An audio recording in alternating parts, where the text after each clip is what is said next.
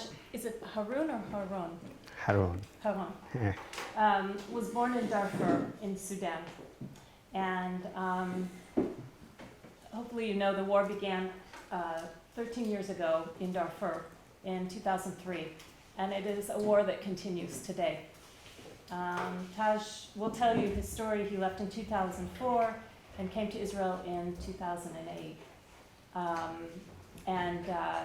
You'll tell all of your details, but what's very important for all of you is that, like you, he's studied his BA and now is doing his MA at Tel Aviv University, and has been very involved in the Darfur refugee community here in Israel, and also with the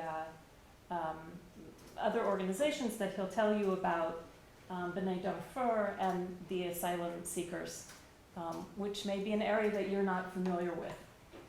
So here next door to us, we have a lot of issues in this country that aren't at the front of our acknowledgement. And so studying the Holocaust is incredibly important, and understanding what else is happening. As I mentioned, 13 years of a war that hasn't ended. It's a genocide that is ongoing in Darfur. So, enough of that, please. Thank you. Okay, so first of all, thank you, Beth, for the wonderful introduction, and thank you guys for welcoming me here. My name is Taj, and I was born in Darfur, as she mentioned, and I'm here to talk to you about that. I'm gonna tell you about my personal story, and then connect that to the situation in Darfur and my family, and then also our situation as refugees from Darfur here in Israel. Before that, I want to warn you that here, English is my third language.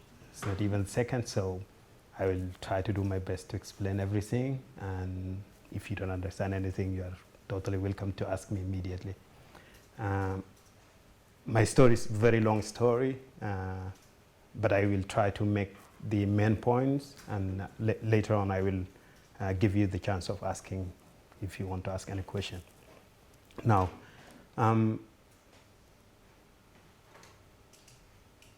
before I begin with my story, I just want to explain a very important point, which I always get asked here in Israel, which is why you chose Israel. And before I answer that question, because it's part of the story, I want to say that I'm here as a guest because I have conflict back at home, and situation does not allow me to stay there. And that's why I'm here, and I'm going to explain those situations one by one, but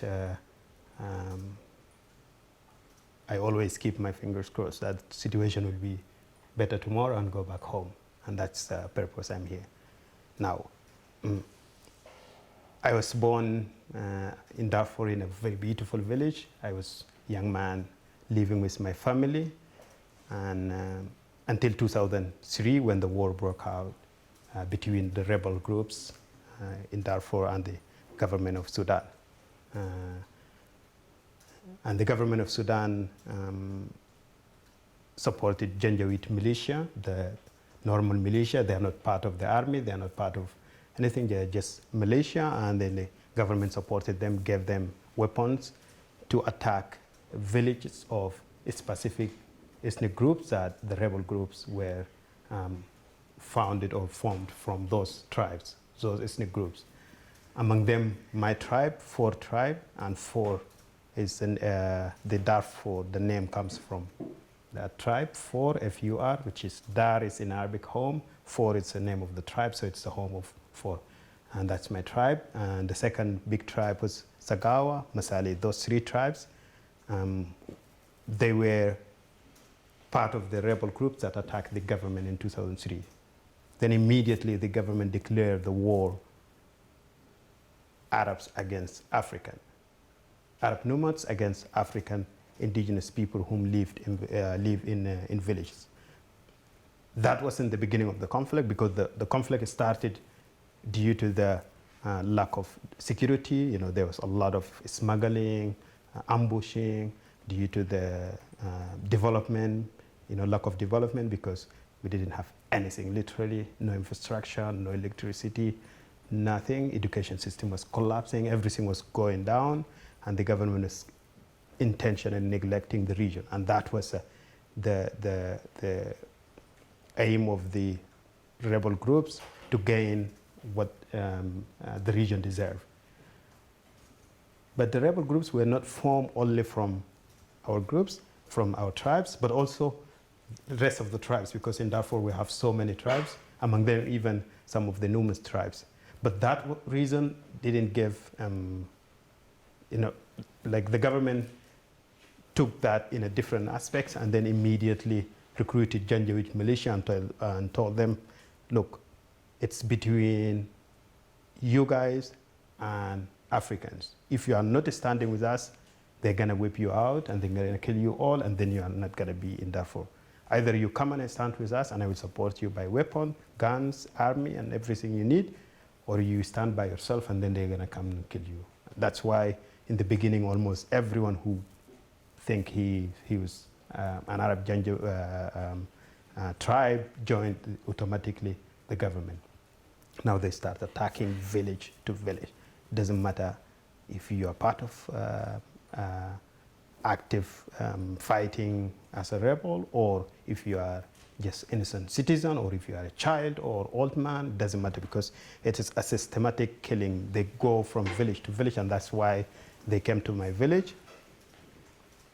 And when they came to my village, here, as I said, very beautiful village. We have like 2 mountains, big mountains, and then we have like a range of small mountains.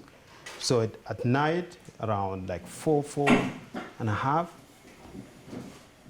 a messenger came to Sheikh, you know, like a leader of the village, and told him, like, look, tomorrow this village is gonna get attacked, take the people out of the village. And immediately the Sheikh, the leader of the village, we have like kind of a, I don't know what it's called. It's like, you know, very loud noise that, you know, everyone, that means it's a call for everyone to get out of the house. Like a siren? Like a siren, exactly. And then, you know, he did that one and everyone came out, and then he told, look, our village is gonna get attacked tomorrow. I don't want you to tell, you know, everyone to run. Just go and tell them we have difficult situation, so families can be ready, like prepare themselves, like take the food that you can eat, water, and, you know, if you have, I don't know, cows or chips or whatever you have, you know, put them together so you can head out of it. But don't move, because we don't know from which side they will come. And then the young people to go and stay on those 2 mountains to kind of protect. Unfortunately, because it was like very big group, almost 10,000 or more, they didn't manage to protect anyone. Around 7 in the morning, we just wake up, especially, I remember I was young, we just woke up with the gun in our heads, and everybody runs in a safe direction. They came from, you know, we have 2 mountains, and then they came from one side, and then you have to just run the different direction. And luckily, me and my family, we ran together. We went to a place called Murne, which is the place until today my family live. It's a camp now. Many people came to the Murne place, like the camps, like individually, especially families. Everyone who was not able to get ready earlier ran in a different direction. So it was a lot of chaos, where, you know, you have kids running by themselves, you have families, you know, each one is in a different direction. And they kill a lot of people. Many people were killed at that day, among them families. In one place they were killed like 8 people. I have my older sister's husband was killed at that day, and my father's second wife, like a step mom to me, she was thrown alive in a fire. Like we had like a shop where my father was selling goods, and then because she was living here, her mom was in a different place. She went there to tell her that, you know, get ready and take our stuff, and then they can come together to our house. So if there's anything, we will run all together. But then she was late, and they didn't come on time. And when they came, there was already the Janjaweed militia were already in the village. So they kind of just took her and threw her on the like a shop, like a supermarket, but a small one where we have goods. They just put the diesel on it, and they put fire on, and then they threw her in. And until today, she's still suffering. Like she has almost everywhere kind of burned. Unfortunately, she didn't die, but she suffered more than the death itself. And then we went to Murne, and in Murne, we stayed there from the kind of in the middle of 2003. I was there until the end of 2004. That was the time I left the camp. And because they were actively attacking everyone in the village, now when we moved to the camp, there were no any option to attack anyone. So they came up, the Janjaweed militia, they came up with a new strategy. Now, if you are a young man, 16, over 16, until 30, 40, you are in trouble, because they will come, and everyone was in the camp, and that was the beginning of the international aid organization came into Darfur. And there, everyone is in the camp, like 10. And they will just come with, horses or camels, and they look from the top and see who is in. If you have young man, or if they know there's someone young, they just take him who knows where. If you are not lucky, they kill you. If you are lucky, you serve them in their camps, or they recruit you to come back and fight with them against your people. Now, because in the beginning, the situation was so difficult that, everyone is in his own, kind of. Like everyone is running in his own direction. Everyone is trying to find his family. By the end of 2004, the situation changed, became much better, because now, people are gathering. Even so, the fight is still going on. The burning of villages continue, but still, people are like in camps. Like everyone moved to camp, either close to the city or in the different places. Now, this new strategy that they came up with, it's a threat to every young man who is in that camp. And that was the reason, like my mom just said, okay, look, you have to go to Khartoum now. Nobody knows that the conflict or the war. Can you repeat the new strategy? I didn't. The Janjaweed militia, when we were in village, they were attacking village, burning, killing, whatever they do. But because we ran and we went to the camp, now they can't do that in the camp, because first of all, you have international aid organizations. Second of all, it's like a camp. It's not like a house. It's like a tent. And then they would come just to pick people up, like especially young people, and then, they recruit you or kill you, or you stay as a servant to them in their camps. And that's why, my mom was worried and said, okay, look, go to Khartoum. Khartoum is the capital of Sudan. Go to Khartoum, stay there maybe 2 months, 3 months. When the war ends, come back. And in this case, you don't have to worry about maybe they will kidnap you or take you from the house.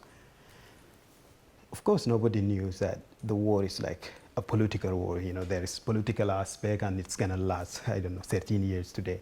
Everyone, they thought, okay, it's gonna be a civil war between tribes, and tomorrow will be okay, and then you come back. A lot of process involved in me getting out of there. First of all, we needed money, needed the way to get out, because on the way from that camp until the city, like every few villages, you have the militia checkpoint where you face the same situation as in the camp, because they can tell you, okay, get out of the car and come with us, or they will say, like, look, they'll just pick you up from there, from the car. But luckily, I managed to go all the way. I went until Khartoum, and that was in the end of 2004. And I went to Khartoum, and I was, first of all, I didn't know where to stay, where to go, but I had my mom's sister in Khartoum with her husband, and then I had to find them. I made all the way by myself, and luckily I managed to get in Khartoum, and I found their place, and I went and I stayed with them. And I was there in Khartoum from 2000, end of 2004 until beginning of 2007. Now, a different situation in Khartoum appeared. In Darfur, there's active fight, like there's, clearly government with its militia, and then you have rebels, and then you have everyone who is a victim, burning village, and they're killing everyone. But in Khartoum, it's a completely different story now. If you are from Darfur, first of all, if they see me, they know that I am from Darfur. Physically, they can identify that I'm from Darfur. And if not physically, any move that I do, they can, the security people will say, okay, he's doing activities. So from the threat of maybe you're getting killed to the threat of getting arrested. And now in Khartoum, because I came and I was like, yeah, I want to go and study, and I went to English Institute to study and continue studying. I was in the end of my high school. And then suddenly, we didn't like the situation in Darfur back home, because it's so much into head that everybody's talking about it. And we as Darfuris, especially students, we said, okay, we can't just sit and see the situation. Let's do something. And we kind of tried to form a student body, that we can demonstrate, we can, debate, we can do things that, media give like a media attention, and also some kind of explain the situation in a different, because it's only government explanation on TV, because there's no other way. And we started doing so many activities that each one of us, and we were like, in the beginning we were a small group, but then it became big group, and we started doing so many activities that we put ourselves into security, like we got a security file, this person is dangerous, therefore he should be arrested. And I was arrested twice for that. The first day I was arrested because we were having a debate, and we were talking about the situation in Darfur and how women and kids are suffering from what politicians kind of differ on their opinion. So we were kind of like having, nobody knows, like we have security personals inside our debate. And I remember I have one of my best friends that we were together, Adam. He's now in Cairo.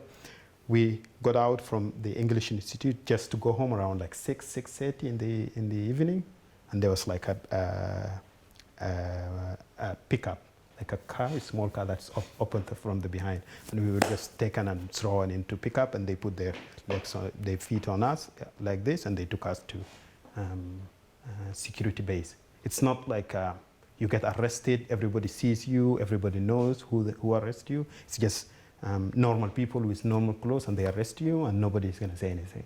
And they took us not to prison or a place that's known. It's like a secret house in a place called Bahri. I don't know if you know. It's like a small area in the north of Khartoum. And they took us there, and we spent a night. We didn't go in the same room. They took us in a different rooms. And then we spent a night there from that 6:30 until like the next day around 5, they release us. Of course, they do whatever they want. The torture, anything you can imagine, you face it. You face every possible thing that can make you speak. They ask you to, whatever they want, they do. It's like, sometimes it's even impossible. For me, that was the worst day of my life, the night that I spent. And I was released and I was asked to come back and sign every Thursday, like sign a piece of paper that I'm here and I didn't go and join any rebel groups. Of course, I didn't go back because I had a unimaginable night there, so I didn't go back, and I started kind of hiding myself and not showing into places that I used to go normally. And then suddenly I got, after like 2 months, I got arrested in the house that I used to live, like in my aunt, like my mom's sister. And that was around like 2, and then suddenly we have people jumping from, like we have these walls, small walls around each house, and then suddenly people were jumping from it. And everybody, even my aunt and her kids, we were all sleeping outside in beds, and then suddenly people are jumping, and then they arrested me, and that was the moment that my aunt said, okay, look, if you stayed here and they arrest you again for the 3rd time, that's it. Now, why, like this, that time they took, like the second arrest was like from that night until also the afternoon late. But this time they didn't torture me that much. They just asked me like, why are you hiding?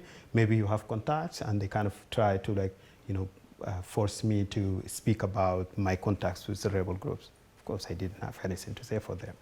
But they kept saying things, especially insulting your mom, your dad, or your tribe, you are slaves, you will never be, all those kind of things they say. And in the end, they said, okay, now you have to come and sign. Now, the reason they released me, because many people, they never got released.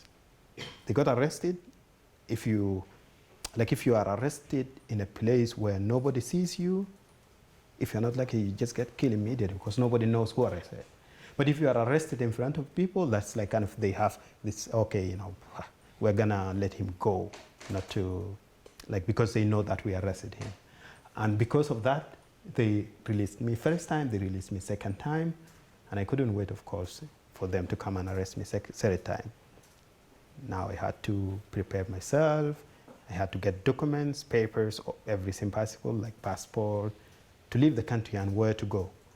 And I have to decide where to go, like I had to decide, and then in the end I made it to Egypt. So I came to Egypt after 3 years in Khartoum. I came to Egypt in the beginning of 2007 in Cairo. A very difficult way to get out. I got documents, I got passport, and I got 6 months visa as a tourist to Cairo. And then I came legally. And when I got to Egypt legally, I was welcomed by the Darfuri community in Cairo, and I was taken by one family to stay with them in their house. So I spent almost a year in Cairo. During that time, my visa expired, so I had to either renew or go back to my country. I couldn't do any of them, because if I want to go back to my country, that means I'm taking myself again there, or even if I want to go to the embassy and renew, that's another case, and I'm showing myself to to the embassy. And between Egypt and Sudan, it's very normal, and they can do that, like send you, kidnap you and send you immediately. So I went out of Cairo in a place to work as a guard in a house for a while. But then I didn't like that one, and I said, okay, I want to go back and study, do some kind of anything to study, because that was always my dream. And I went back to Cairo. Now I didn't have any paper. The UN office wasn't working at that time, like not functioning to give papers. There was like, you go and you register with UNHCR, and they give you some kind of a paper that says, you are an asylum, you have asylum claim, and then you are protected by the UNHCR. Therefore, the Egyptian police is not allowed to take you and send you back to your country.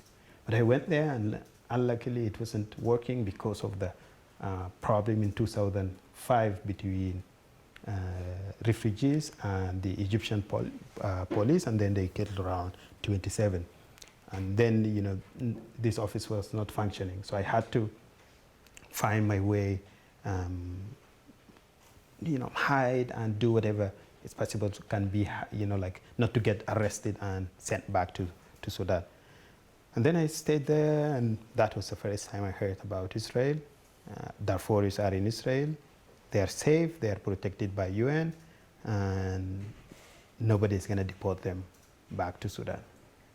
And for me, it was a bit of shock because it was first time to hear first that Sudanese are in Israel because I've seen on TV a lot of different propaganda about Israel and also different images about Israel. And then again, the Darfuris are in Israel and they're safe and nobody's going to deport me. So it took me a while to decide, and finally I decided, okay, I want to go. So I had to prepare myself because I had to pay $300 to NUMATS to kind of help us until the border. And then we were 7 Darfuris. Each of us paid $300, and they took us until the border. That was in February 2008. I think it was in 4th of February 2008 that we got out of Cairo. But then we couldn't come immediately to the border because at that time there was like some kind of a fight or a war between Israel and Gaza Strip, and then they said, okay, we have to keep you here until the situation becomes kind of calm, and then you can cross. And then they kept us in a place like in a farm, like kind of a huge tent, and we were there for 10 days. And then in 14th, the Bedouin who helped us to the border. Smuggling business. It's It's a not a legal way to get into Israel. There's no legal way at all. Yeah. You can't just get on a plane and Yeah, no, airport and that's get flowers and duty free. no and stuff passport. like yeah. that. Yeah. Okay. So it's like you pay 300 to the nomads, the smugglers, and they help you until the border, and they tell you go. And when they said go, you have to just go because there's no way out of that. And then we stayed 10 days, and in 14th, we said, okay, today either you take us to the border or we will leave and go back to Cairo. Because, he was giving us 1 meal, 1 bottle of water for all of us, and it was some kind of a very difficult situation. We said, okay, either take us to the border and we will cross, it doesn't matter if they kill us or not, or you take us back to Cairo. Because also to go to Cairo, we can't just leave the farm and go by ourselves. It's just like outside of the area. And then he said, okay, I will take you. And he took us the nights of 14, but we couldn't cross. So we stayed very close to the border that night. And 15th, like around 2, he took us to the border and said, okay, that's it. Now you have 3 options. And you have to decide. Either you make it to Israel safe and you are lucky, or you might get shot by the Egyptian army. When you start running, they start shooting like as if they are in a war. And that means you are not lucky. Only if you are not lucky, they will catch you and then they will send you back to Egypt for a year in prison and then immediately back to your country. Of course, nobody wants to face the last 2 options. Everybody's like, okay, we will make it. And then all of us, we agreed, okay, let's do it. Let's make it. Now, it's very difficult when you look back to where you come and then suddenly you have options where you have one option might happen. And that was kind of like a push for us that, okay, if it's possible to make it, let's do it. And at that night we crossed, all of us, we made it. We made safe to Israel, and luckily we made it kind of very late, around like 3:30, 4. And the person who was helping us, he told us you have like 3 lines. You have the ferry's fence. You jump that one. There is a road in the middle, and then after road you have another one. Don't stop until you cross the second one after the road, and that means you are in Israel. There you can stop. Israeli army will come and pick you up. Is it a wire, barbed wire? Yeah, like the fence that they do is like kind of wired. Yeah.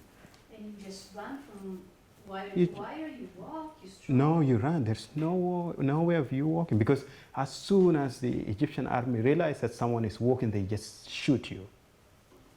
There's no way of even, for them to come and say, okay, stop, arrest you. They start shooting, and that's what happened with us when we start running. Like when he said go, we started like everybody was like pop, pop, pop, pop running, and then they start shooting like as if it was in a war again.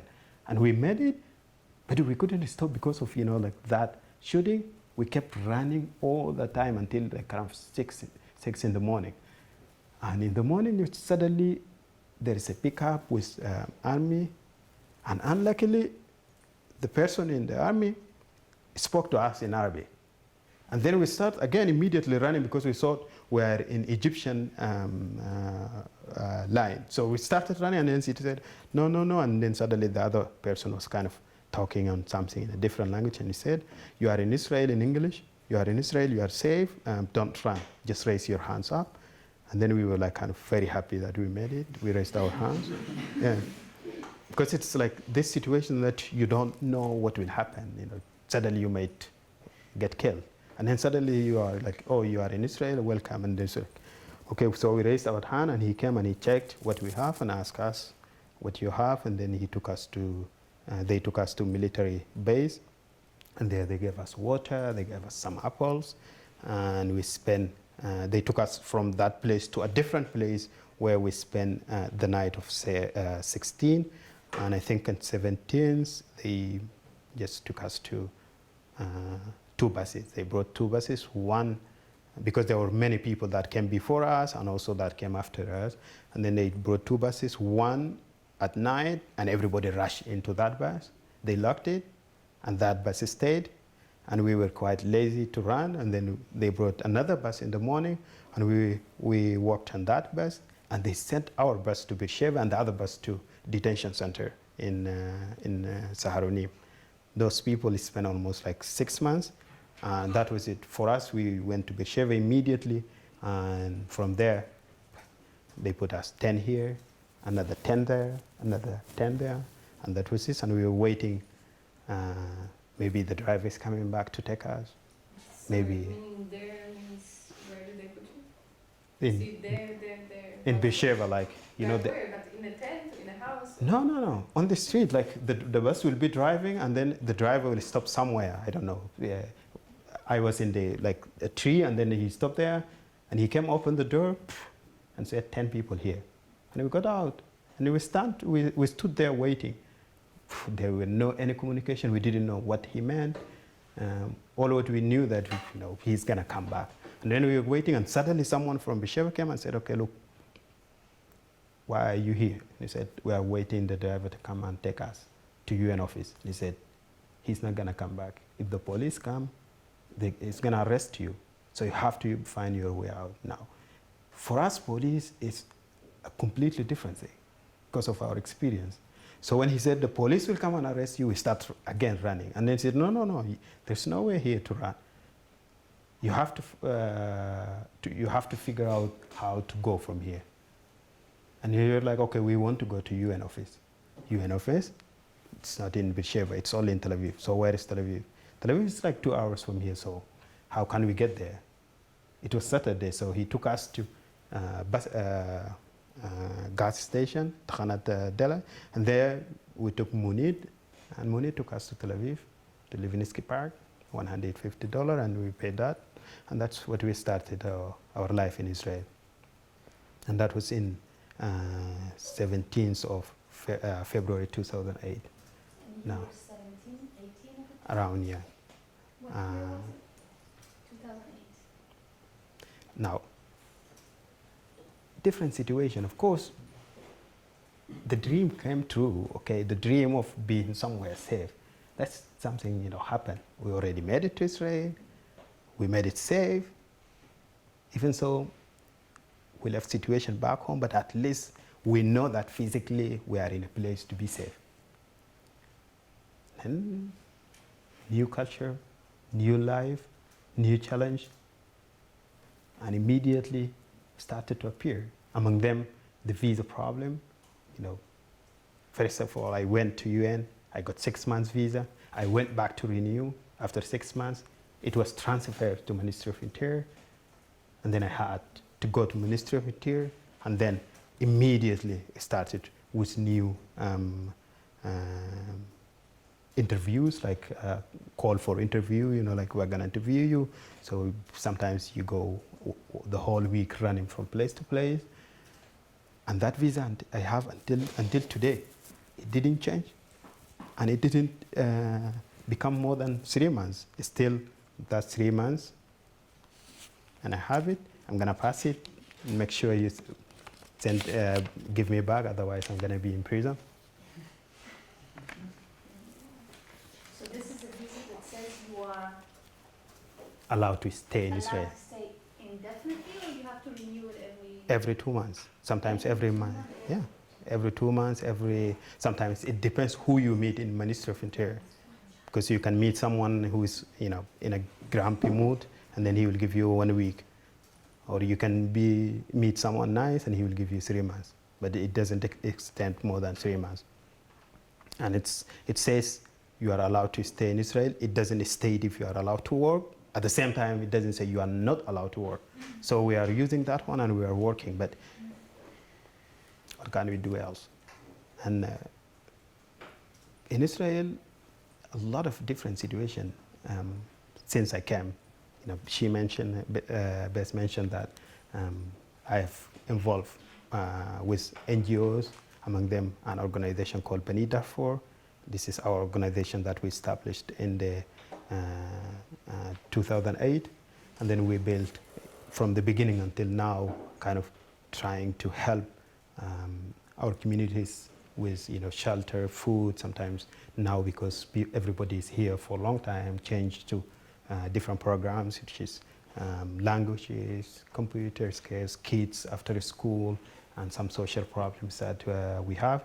Not only that, but also with the changing of the policy, and that's a very important point for me to state it, that until today there is no clear policy about us.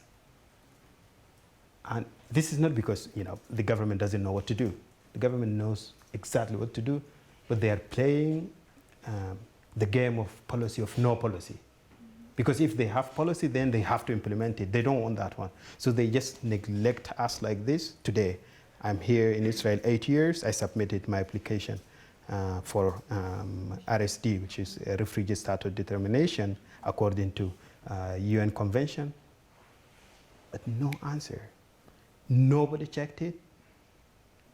Not only that, but also they kind of promoting every time different names, different things that indicates we are a very dangerous people. Among them, like Mary Rajab called us, we are a cancer in the body of Jewish people. Ali Shai said, he will do whatever cost so he can make our life miserable so we can live by ourselves, decide to live. And he was very successful until today.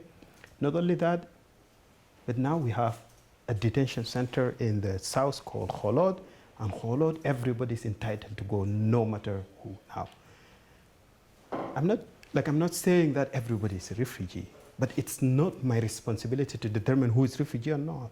It's either UN. If UN is not doing, then it's government, and that's between them. Now, UN is not doing because government took the responsibility from them, but the government is not doing because they have no policy of recognizing anybody as a refugee, even if I deserve. Now, it's not a big problem to get a refugee status as long as I'm safe, because that's the aim for me, to be safe. But it's kind of limiting every option in the life. There's no way that you will think of your future.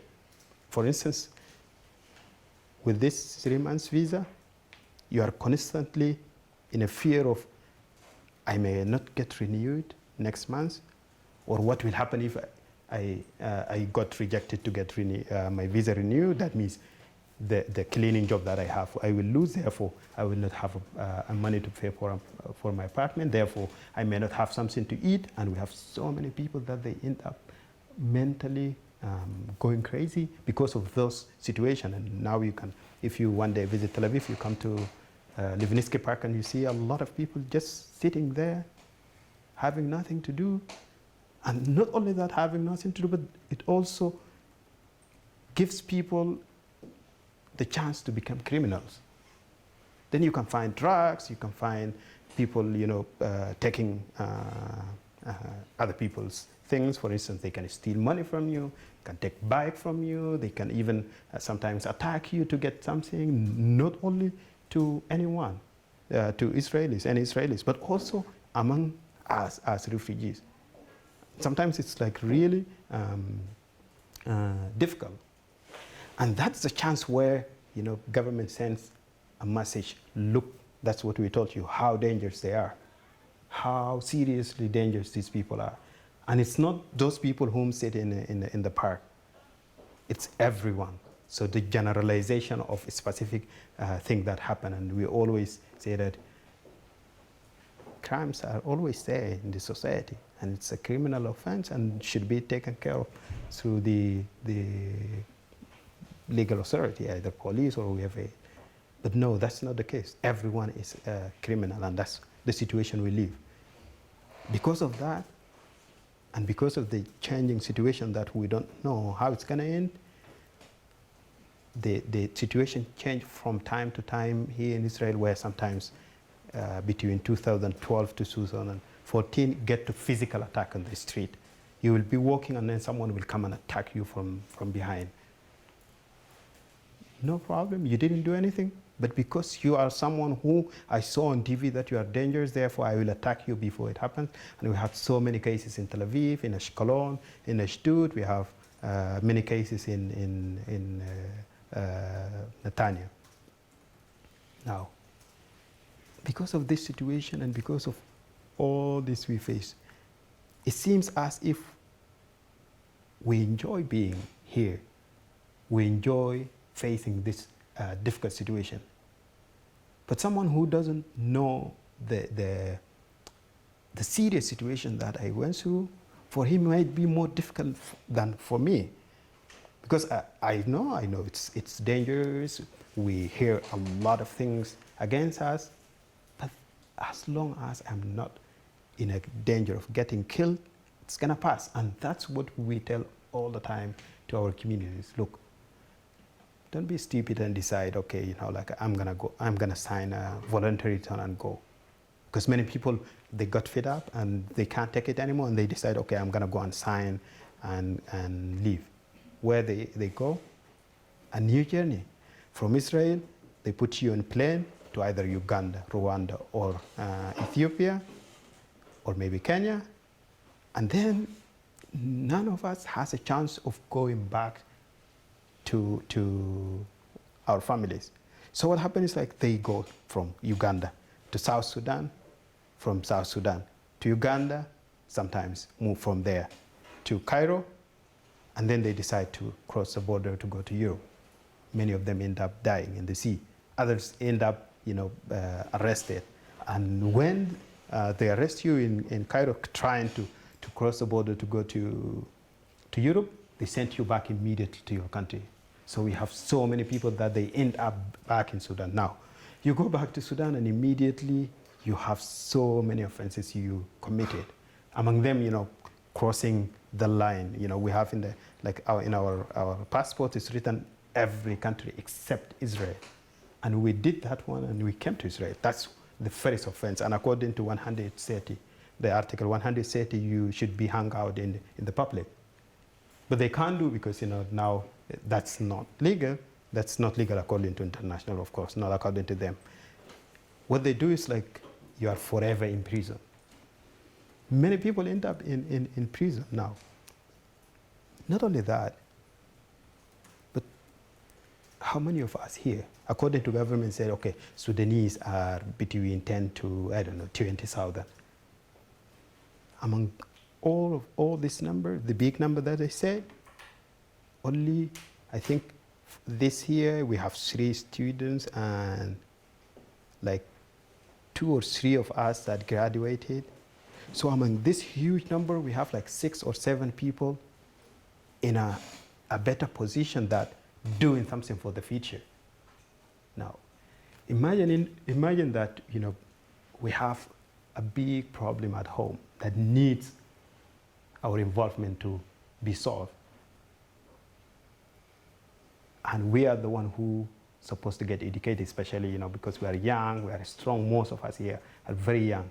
And then we end up fighting for survival. Who's gonna end the conflict back at home so we can go back? And when they ask, so when are you gonna go back? I don't know. Who is working to solve that problem so I can go back home? And I don't have that chance. So here immediately you see the visa issue, which is 3 months that in the beginning I said it doesn't affect. It appears here because now with this 3 months visa, I have no chances of doing anything only to fight for my survival, and that's the 8 years we spent here. I'm very lucky. I struggled my first 3 years. I studied and I went to IDC and I got accepted and I did my BA, and last year I finished my BA and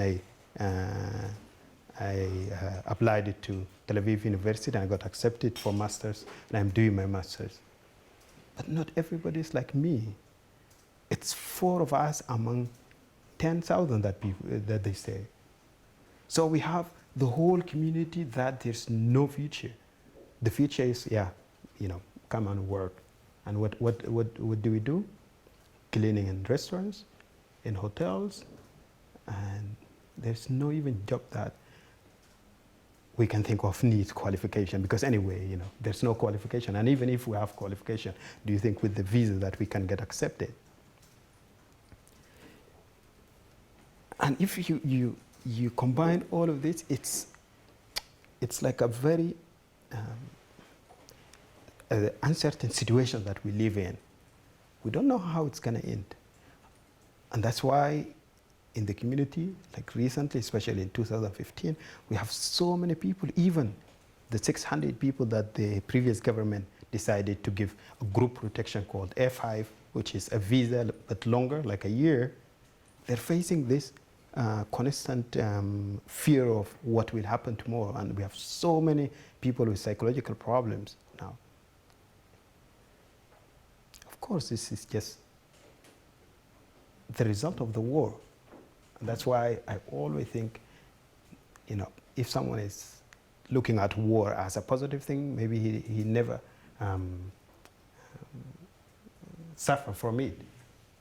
Because in one hand, maybe there's something wrong, and I could say that, you know, very loudly, that the situation that we faced before the war in 2003, you know, the situation in Darfur, it was so bad that everybody was like hoping, you know, to do something. And if you ask me at that time, you know, even so I was young, but if I was in this age and I was there and you ask me, I would definitely say, yes, let's do something to change it. But as a result, today I would definitely say it would have completely disagreed to start war. Because in the end, we are the one who suffered. We were suffering at that time, but today, none of us live in a village. All our villages are banned. So we have 52, I think, or 53 IDP camps in Darfur, and everybody's in the camp. Not only that, but nobody is allowed to go and work. So everybody depends on the United Nations aids to survive, you know, in your daily. Not only that, but you can't go outside of the camp 100 meters. Either, you know, you can get shot by the Janjaweed or you can get arrested by the security. So the situation like this, and we are paying the price of it as a generation. And that's why we end up in Israel. Some of us end up where, I don't know. I think, yeah.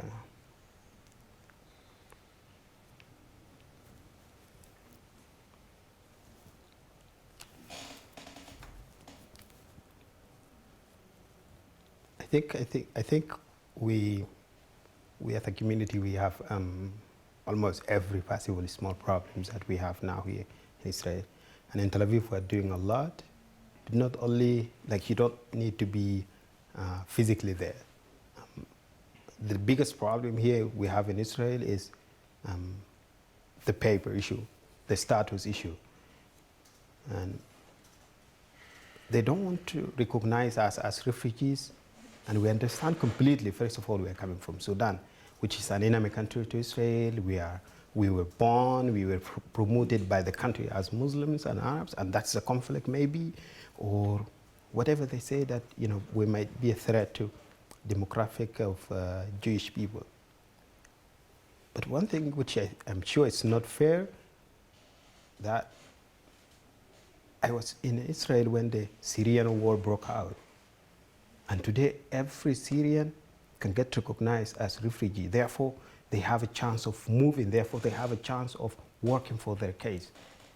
And because we made a mistake and we came to here to Israel, we are not going to get recognized. Therefore, we end up fighting for survival and not for our case. And that's a complete dark future for us. So if you can write about it, if you can document, if you can, we don't want more than just what we deserve, and when the time comes, we say thank you and then move on. But living in this situation, it's quite hard, especially when you know that most of the people are on the age of doing something, but they can't do anything. And not to mention, you know, our families back home, what they face. There is a complete destruction of a family. You know, no education, kids are not able to go to school, and they have 5,000 kids in one camp. They have one teacher that teach all the subjects, and only one book, and everything has to be written. And the bad part is, like, even they don't have exercise books to copy what is written there. So there is a complete destroyal of our people, our society, our community. And we know that, but we're not able to do anything because we're in this situation. So what we want is, like, at least, okay, you know, if Israel is not able to take it, give the responsibility to UN, so the UN can do the process and put us in a different place. And if Israel is able as a country to take, even if it's 500, we will really be appreciated than being here, none of us is getting, and everybody is in this situation of not knowing what will happen tomorrow. So please, if you could do anything, it'll be very much helpful. Sorry. Yeah, you can ask. Okay. Can I ask a question? Yeah, I just want to take the t-shirt. Sorry, it's sometimes just difficult to talk about it that much. You can ask. I don't want my question to be against you, so I just want, but I really admire you for your courage and, you know, like when you're a student now and everything, you press through the difficulties. But I am myself a person who immigrated, not was a refugee, but I immigrated on my own a couple of times to very different countries and on my own, not knowing people. I personally think, and you as an educated person would know, that there is always a way out of every situation. And I pray and I wish you that you will find a way out. But I feel that you said that you guys are able to work on those visas. Maybe yes, maybe not, but you're still working, so you're earning money. And I appreciate the fact that Israel is a very difficult country, because even I am a European, I cannot stay here without a work permit and live here, because this is a Jewish state, and I appreciate that. But there's other countries that may be able to assist you, like England, because I lived in England for 16 years, and the asylum seeking process is much quicker, and there's many people from Sudan also over there. Did you never consider a possibility, instead of being stuck here and frustrated and mentally struggling, of immigrating to another country that offered you and is still offering you better possibilities before even that Syrian refugee migration that came. Because to stay in a situation when you constantly stuck yourself and your community, obviously it will generate feelings of frustration and mental stress and trauma and whatever else. But also I think those kind of situations create in us inability to think that there's a way out. So, and you said that like you could have been sent to another country in Africa and you wouldn't see your family, but even now you're not seeing your family. So, and I really want to be sensitive to you and not saying now you have to take your money and go out of Israel, but I'm saying there may be other possibilities instead of just suffering in one place. And you really, for like since 2008 you have been here and you didn't see your family. And So- wherever you go and I go, for God knows how long, you're not gonna see them. So, as you have taken the risk to come to Egypt and cross the Egyptian border with Israel, you know, there's you and your friends. If you see that this government is not doing much for so long, and maybe it's not gonna change for another few years, maybe there's other things that you as a community can think about, and because also UN position with Israel, it's another issue altogether. I don't know how much we can do, but it's just my reflection. I hope it doesn't offend you because my state is not like Look. get out of Israel, but I think if it's so much struggle and you feel so much unwelcomed and it generates also a community that then goes into criminal activity, then maybe there's constructive solution for that instead of pushing against the wall. Look, I totally understand what you mean. It's not like as if we didn't try. So you didn't try to immigrate to America? We try every possible thing. Look, I can tell you the simple story. Last year, I was accepted to King's College in London to do my master's, and I saw that as a chance so I can move and apply for asylum. I didn't go. I had everything. I had my money ready. I had my letter of acceptance. I didn't go because I had this visa. When I sent to them, they said like, look, we don't know what's your immigration status there, and this doesn't say anything for us, therefore we will not give you the chance of coming. Like we can't give you a visa to come to. Now, I'm not saying, you know, we have a chance to choose where to go because it's a war situation and you just need safety. It doesn't matter if it's Israel or UK or I don't know where, but we made it to Israel. We can't make it from Israel to somewhere else as we did cross the border. We have to do in a legal way, even, Yes, of course. you know, and that's where it's so difficult. Immediately if you go to airport, you have to have a valid document. None of us has a valid document. We had even, like, luckily some of us, we have documents that's not valid. Some people, they don't have a document. You're not gonna pass anywhere without a valid document. Now, who is gonna give us a valid document? We don't have an embassy. We can't go back to our country to renew it. We can't send and get renewed. So we need Israel to be helpful so it can give us a chance of facilitating to move somewhere else. I can tell you today, if there is a chance of Israel, okay, you know, I don't want, like the country doesn't want these people here, but we are gonna facilitate you to move to somewhere else. For instance, open the door to countries that want to do resettlement, to come and do the resettlement. We will be so happy to leave.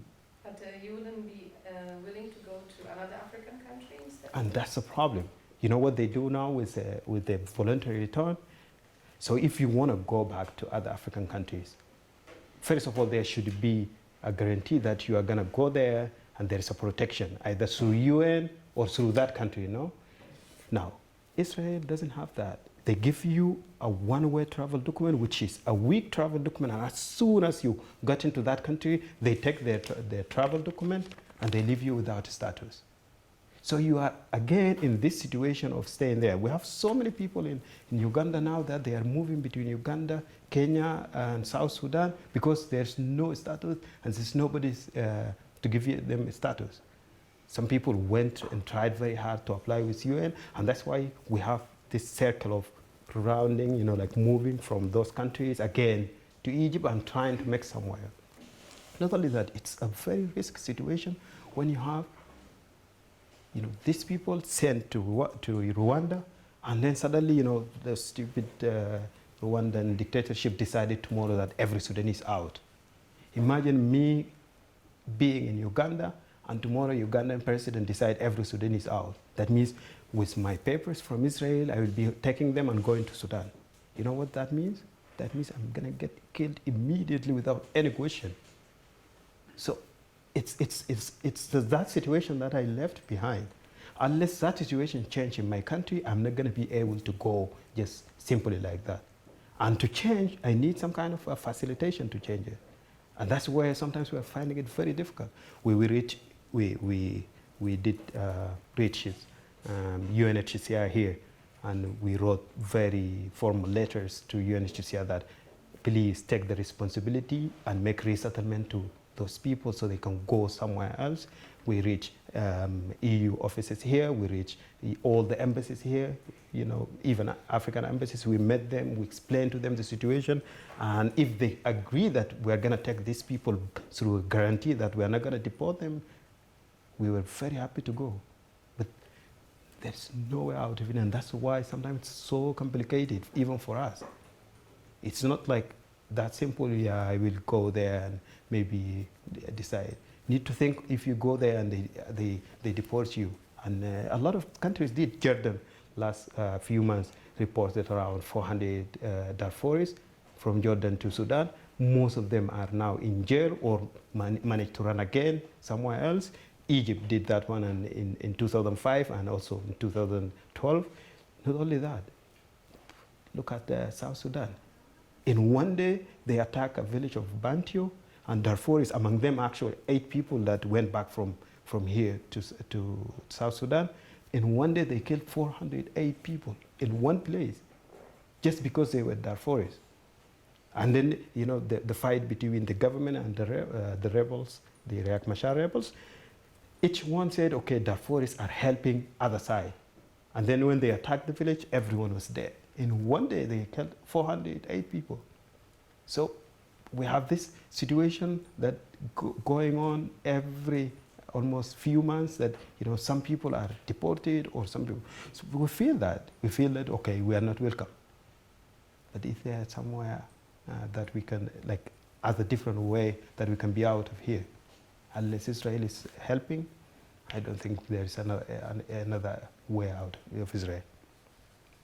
Agnieszka, I just want to say that for us it's very difficult to comprehend what it means to have absolutely no control over your future, your fate, or your life.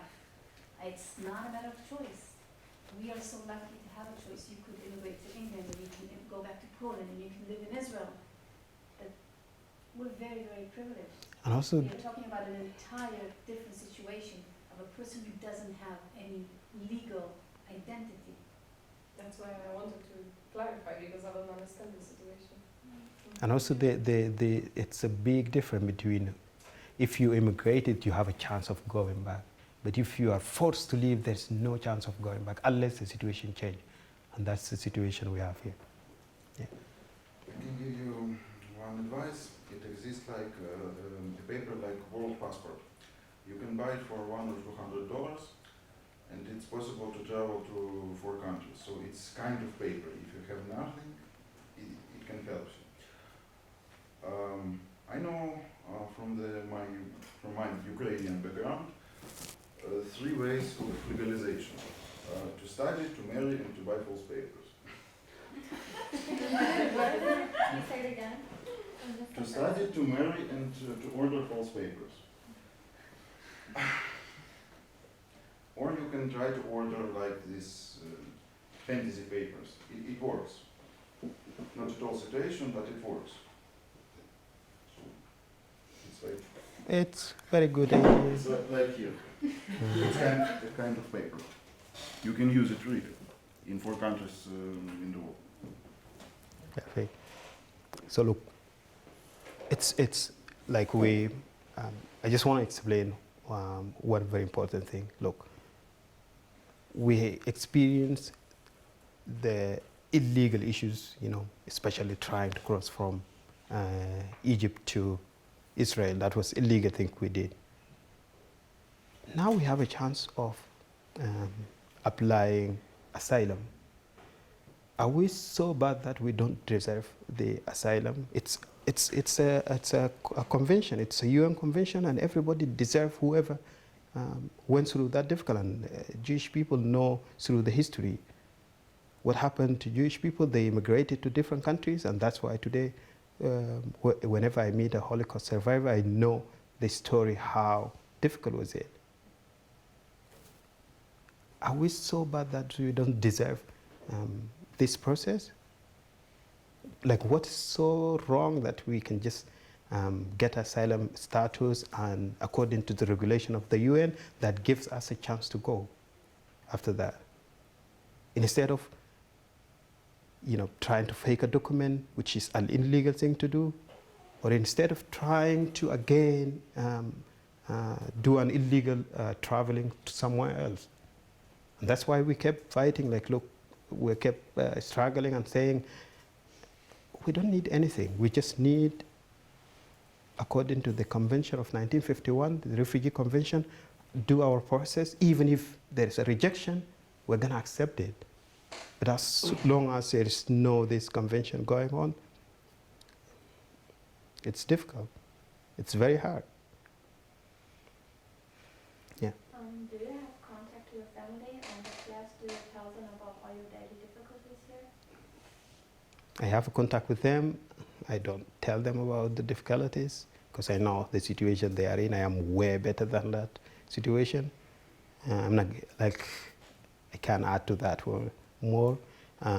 It's very difficult to contact them. In the beginning, the first few years, they were only through writing a letter and then send to Seret country, where they can send it to Khartoum, and then it will get to Darfur through a friend, and sending through a truck or a bus, which will take long. Now it's quite different because now there's a phone line that you can reserve in Murne. You can reserve, and then you come and talk on a specific period of time, because so many people are calling their families. But it's quite difficult, especially emotionally. It's very hard to talk to them from time to time, feeling that they need you, like they need you to be here, to be there, but there's no way that you can be there. So it's sometimes very difficult to talk to them. So me personally, I'm talking to them from a while, not regularly, because I know it affects me. So your family is asking you to come back? They always ask to come back.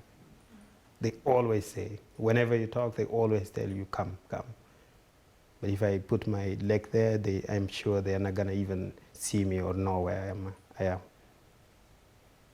Because look, it's not like they are in a place that they know everything. First of all, they are in a camp, and the camp, there's no electricity, no TV, no even internet. Therefore, for them, it's not that politically complicated. They feel it's, sometimes they can even tell you, if you die, it's just your fate. Or if you arrested, it's just your fate. God thrown, I don't know, somewhere that you end up in the hands of those people. So sometimes it's very difficult to explain exactly the steps that might happen to me. And they say, okay, you come, we are waiting you. I remember I was talking to my mom, by the way, passed away a few months ago. And I was talking to my dad, and because he's paralyzed one side, because of the war, he paralyzed head, hand, and leg. And he said, I can't hear him well, but tell him to come because it's age to get married now. Literally, he was like, he has to come because it's age to get married for me. And it's very simple, because all what he wants is to have his son get married, so he will see him happy and stay there. But it's not going to happen, of course. And I can't tell him, look, it's not going to happen.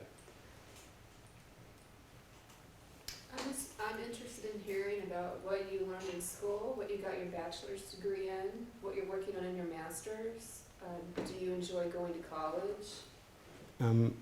Yes, I I really love my courses. Like I enjoy it very much because, first of all, I was doing political activities while I was in Khartoum as a student.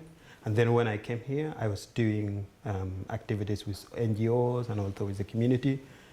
So when I went to IDC for my BA, I did BA in government, political science. I specialized in conflict resolution and counterterrorism. Almost every theory that we were studying, I felt as if I knew it previously, because there were a lot of things that I went through, but I didn't know theoretically. So it was like, for me, it was like, oh, it's kind of like, opening my mind, like, oh, this is a theory. So that's why it's happening like this, especially things connected to the conflict and for instance, I remember this one day, Professor was talking about when there is a conflict, ethnic groups tend to kind of go back to their ethnicity, kind of be close to their ethnicity because they fear about the situation, therefore they don't feel safe only in the circle of the ethnicity. And whoever is not part of it, you can get singled out as a they can tell you traitor or whatever, they can call you all different names. And we had exactly the same situation. We had, sometimes that if you are a young man staying at home and not doing any activities, you are not going to have any friends around your tribes. And not only that, but you can even get attacked sometimes because they want you to do something because of that situation. Not only that, but also everybody started now talking our language that was abandoning during or before the war. So after the war now, everybody's like, if I go and speak with someone in a different language, for instance, Sudanese Arabic, not in my language, and he's from my tribe, they will see me as, what's wrong with you? So all this is like kind of a theoretical aspect that, kind of opening my mind a lot. Not only that, but I've gained a lot of knowledge regarding the conflict, regarding security in all terms. And is your master's degree a continuation from what you were studying in your bachelor's? Yeah, almost, yeah, except I add communication because now I'm doing political science and communication. Okay. Yeah, I did only political science. And my hope is like one day I can use this knowledge to take part of solving the issues at home. It's very, it was a bit challenging, but it is very interesting knowledge that I gained here in Israel. Do you think you'll go for your PhD? I'm quite tired. It's challenging and it's difficult, but yeah, I don't think I will do that for now. Maybe I will try to find my way out in any means, and then after a while, I work for a while, and then I will think of that. I think for now, it's enough. I'm wondering, it occurred to me when you talked about being dropped off in Beersheba and having to find your way to Tel Aviv. I mean, I imagine every time that you need to renew your visa and every time that you're trying to figure out what's going on with the government, and how do you manage in day-to-day just figuring out how to survive here? How do you figure out what's allowed and what's not? First of all, that's not clear even for me until today. It's not clear what's allowed, what's not allowed. What I know that I can work, this physical marginal works that we are doing, I can work, and I can, it's way complicated than that. Because, until today I'm not paying taxes. And not only that, they came up with a new policy saying that, everyone who is working, he will pay 20%, and his boss will pay 20%, and 20% will go to saving if he's leaving the country there. It's so complicated, I'm telling you, and I've been working with NGOs almost now 8 years. Sometimes I just need to go over it to explain to other people because I have it's difficult to know clearly that this is the direction you can follow. But day to day, we live, we work, we earn some money that we pay for our apartments and we pay for our food. And that's how we manage. I study, I got a scholarship, and I wasn't able to work for my last year of my BA, and now I'm working, not a regular job that I go from 8 to 5. I'm working, doing all kind of work like translation. Sometimes I'm working, applications, teaching, and I'm getting kind of amount of money that I can survive on it as a person. Other people are doing the same. Many people are working 8 hours, some people working more than that. And yeah, it's going.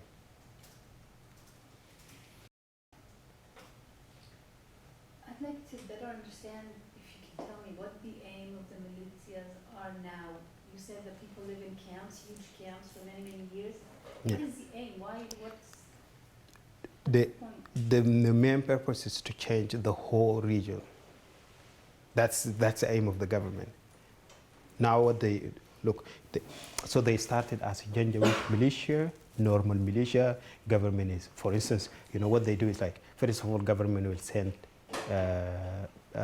helicopters, like the planes, and then they will come and drop bombs in the village, and some people run, some people die, and then suddenly you have militia, with horses, with camels coming in, and the army behind them. Army is not before them, it's like behind them, and they kind of targeting, killing, whoever's moving, they just shoot. Suddenly, they change, and they left first of all horses and camel behind. Now they move and they give different names. They gave them a name called Rapid Forces, Rapid something Forces. Rapid Forces, yes. They call them Rapid Forces. That helps government when there is a need. Now, they have nothing to do. They give them, the government give them IDs, the army IDs. They would never train. Their train was like either a week or a month, at like maximum months. Now they give them IDs that said, they are army. They give them ranks, different ranks. Not only that, but the government is bringing like the nomads, the same nomads from Niger, Nigeria, Mali, Tawarik, and all those people, and they're giving them papers. Like in my village where I was born, today if you go and we have there's no village, of course. It's completely destroyed and burned, and you can't even figure out if the village was here. But there are mango trees, guava trees. It's like very, what's called it? Like, many trees that you have guava, mango. Orchids? Yeah, so we have that one, and all of them are owned legally by the Janjaweeds. So if you go, you can't enter your place. You have to get permission from him to get in, and you get paid to get just mango or guava or papaya or sugar cane or whatever you want. So if it was up to the government, they would take your property and make you live in the camps forever? No, they did it already. No, I mean, but that's the big picture, that's the big aim, is there a plan, do Yep, you know? that's the plan, and it's a plan, politically was planned long time ago, and there was a book that wrote about it. Now I can read, of course, because I study politics, but there was a book written, I think, in long time ago. It's called Black Book, and in that book they have all the plans, and they give maximum 20 years to change the demography of Darfur from African indigenous to Arab nomads that they will bring from different places. And it's almost 80% or 90% successful until today. Still, we have people in camps. We have rebel groups in different places that fight from time to time. It's not that strong. It's very weak, and they're not able to protect even themselves. So what now they are planning to do, government, especially in the coming months, April, they came up with something called referendum of Darfur. In that referendum, they want to see if people want one region as Darfur region, or they want few states like municipal areas, like regional states. And the whole aim is like the government, of course, wants to have few regional states because they are giving each group a state, like sitting in different states. And why they're doing that? Because they want to establish camps as mixed cities for people living there. So there is no way of, all of us, we were farmers, so you don't have farm, you don't have education, and that's also systematically they are doing, because destroying the basic life of everyone, and not only that, but also the generations that are coming now. It's the aim of putting everyone in the camp, and they will end up no education, no farm, nothing, and then you end up whatever they want, they can make you. So the plan is very successful until today. Tash, are you talking about the government of South Sudan now? No, I'm talking about Sudan. Okay, so your family is still in Sudan. They didn't go to South Sudan when Yeah. they gained independence? No. Okay. Because we are not from South Sudan. Darfur is in the west part of the Sudan that remain. Oh, okay. I thought it was part of South Sudan. No. Yeah, it's border to Chad, but also we have like a border to South Sudan, the area that now they are fighting. So now in Sudan, okay, so it was one country, Sudan, and South Sudan as a region seceded, right? Became a country. Now in that Sudan, the one that left, you have Darfur as a western part, the whole region, in the size of France, and there's this genocide going on and fight every day. And then you have in the border between South and North, you have Nuba Mountains and Blue Nile. Those are two areas that there is very active fight going on between Sudan and other different rebel groups, different than the one of Darfur.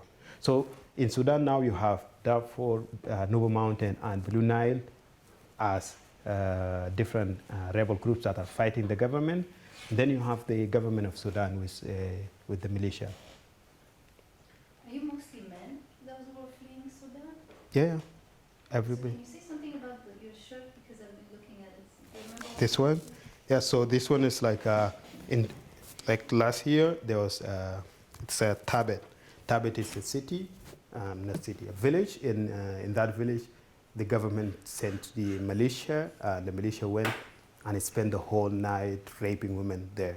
So in one night, they raped around 200 women, and it was in the media a lot, and we did a demonstration here. We went to, did a rally, we went to EU offices and also to American embassy. So we kind of asked to hold everyone accountable.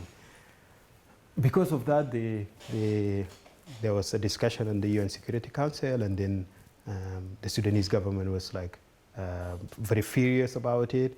So they expelled a lot of international organizations, and they banned anyone to get in, to have access there. And they even banned UNAMID to go to that village.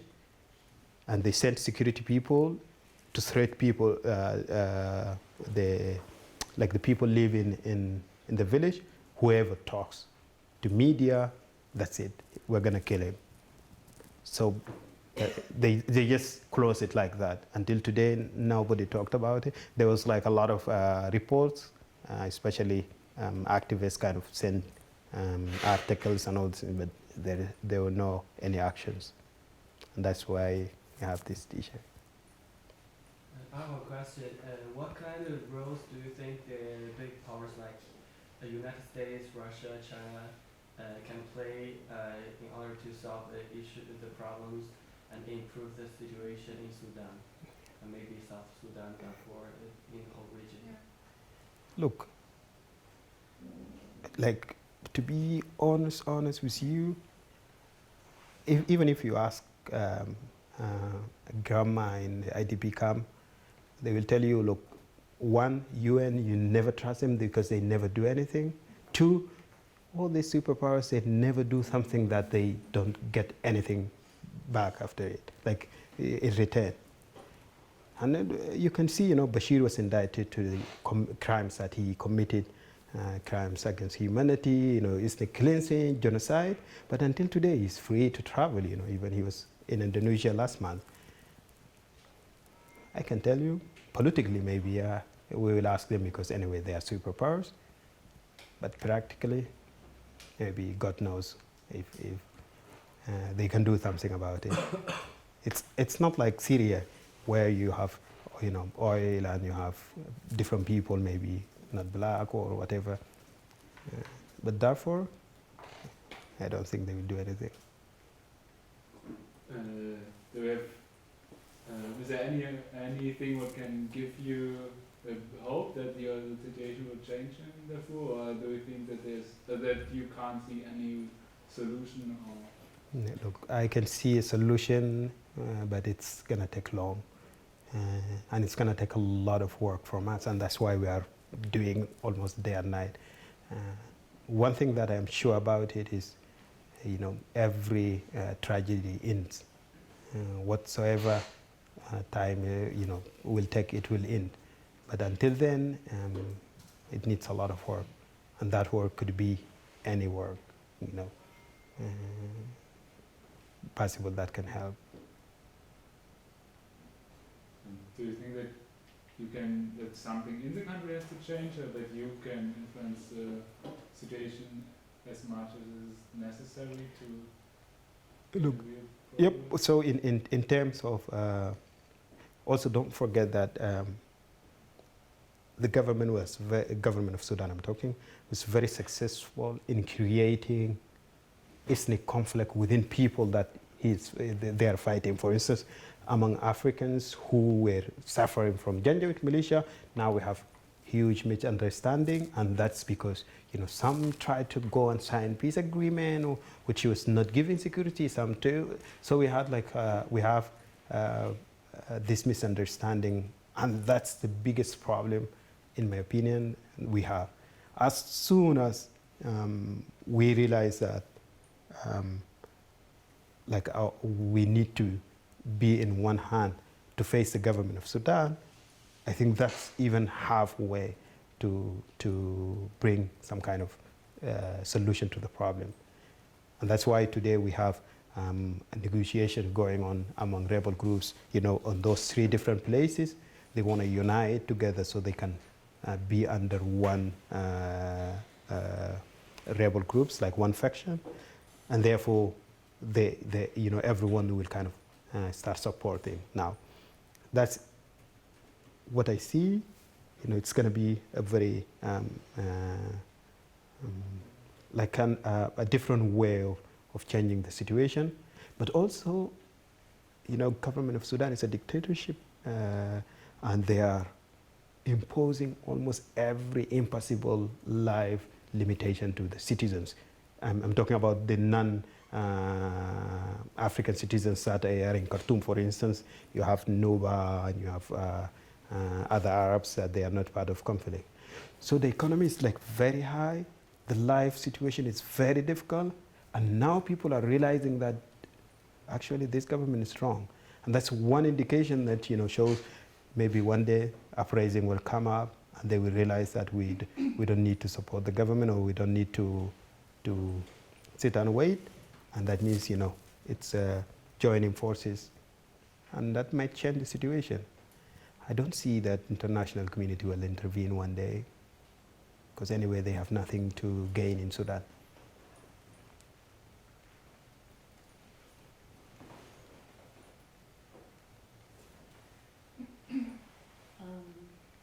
One more question, or should we?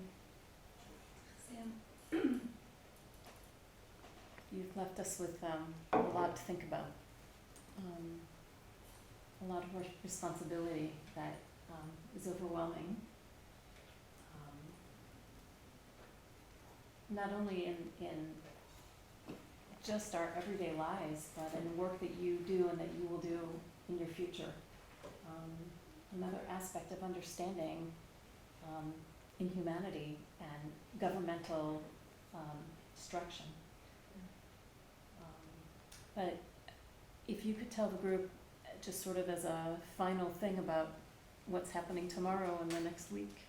Yeah, I almost forgot about it. Sorry.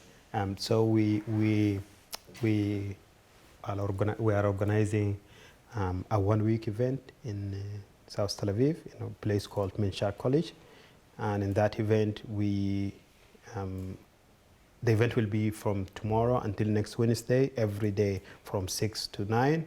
We have different activities we are doing. Among them, Skype conversations with IDP, like people in IDP camps in Darfur and also in refugee camps in Chad. We have petition signing, like we want to send letters to UN Security Council, even so they're doing nothing, but still there's no other hope. So if you can, have a chance to come over or you want to sign, we'd be happy. The website is benaydarfur.org. Benay, like Benay Israel. Write it on the board? Okay. Yeah. So, and the event also in the event we have, so it's, I'm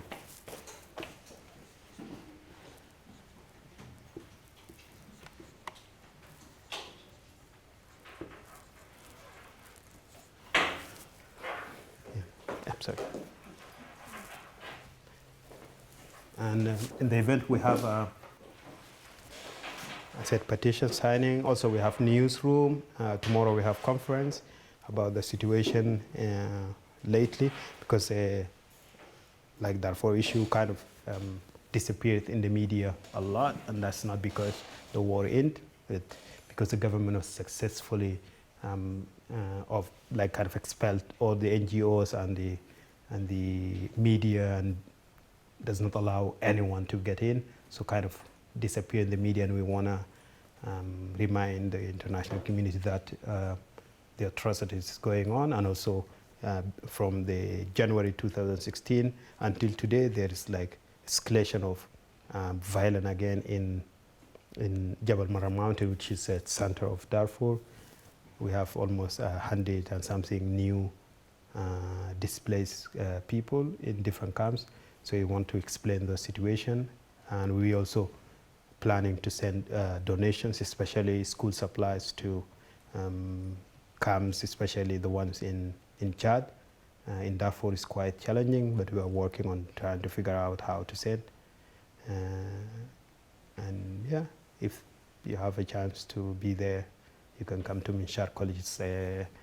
I think the address is in that website, and come and if you want to volunteer also, you're welcome. Want to volunteer? What kind of things do volunteers do in your organization? During this week or No, generally?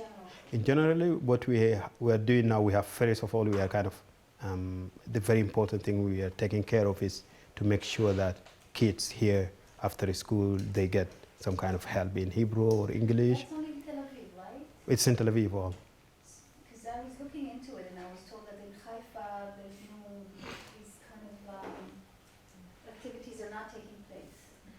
I don't think we have individuals in Haifa, but I don't know if they actually, we also have a few families here in Haifa. I'm not sure if they are in need now, or I need to contact them and see. But in Tel Aviv, we always have the request to, someone who's Hebrew or English, or even sometimes families, they just need to learn computer.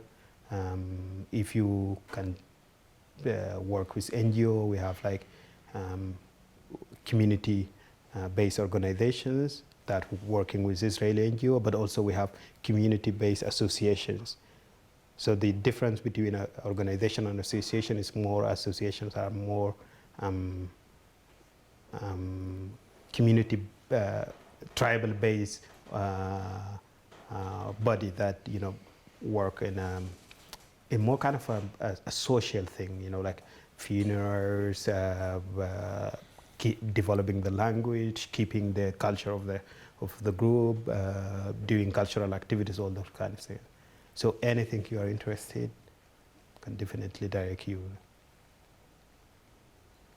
Quick question, because I don't know if I understand you correctly.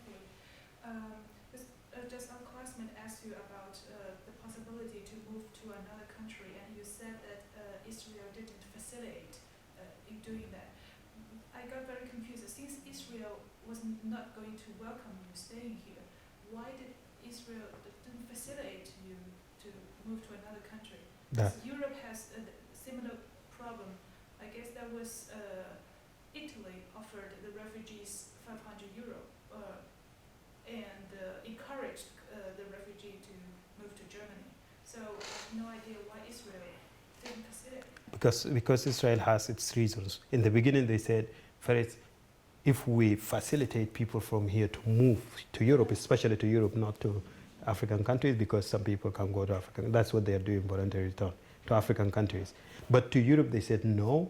Even if you have the A5, the one that is 1 year, you are not allowed to go. And that's because Israel sees if people can go from here to Europe, many people will come here to Israel because there's going to be a chance of they moving now. That was before the fence that Israel built. But after the fence that nobody's coming in, Israel doesn't want to do that, and there's no clear reason. They just still keep that one that they have from the beginning, because now nobody is coming, but now they can't facilitate anyone. Even if you have F5 and you want to travel, you're not allowed to travel. You can only go back to one of the African countries that they have agreement with. And agreement is completely secret. It's not announced, it's not published, and it's not clear what is the agreement. And that's why we think, at least if there is an agreement to African countries, the agreement should include us to know what are the safety measures in that country that we are going.